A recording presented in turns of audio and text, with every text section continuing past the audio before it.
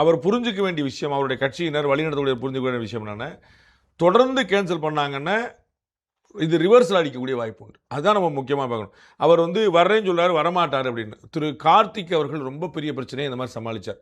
ஒரு சேலஞ்சை எதிர்கொண்டார். அவர் வந்து திருநெல்வேலியில் எனக்கு நல்லா ஞாபகம் இருக்கு.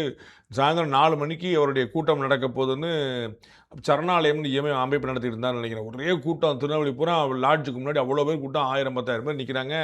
தலைவர் வரவே இல்லை, எந்திரிச்சு வெளியே வரவே இல்லை. ரொம்ப லேட்டாக ரொம்ப கம்பல் பண்ணி கேட்ட பிறகு ஒரு 7 8 மணிக்கு மேலே ரூமில் தான் இருந்தார். ரூம்லேருந்து வரக்கு அந்த மாதிரி வந்து ஒரு பெரிய இன்னைக்கு வந்து அவருடைய கட்சி என்னாச்சு, மாமி பண்ணாச்சுங்கிற பார்க்கணும். அந்த மாதிரி வந்து ஒரு தடவை கேன்சல் ஆச்சு, 2 தடவை கேன்சல் யாருக்குமே நடக்கக்கூடியது.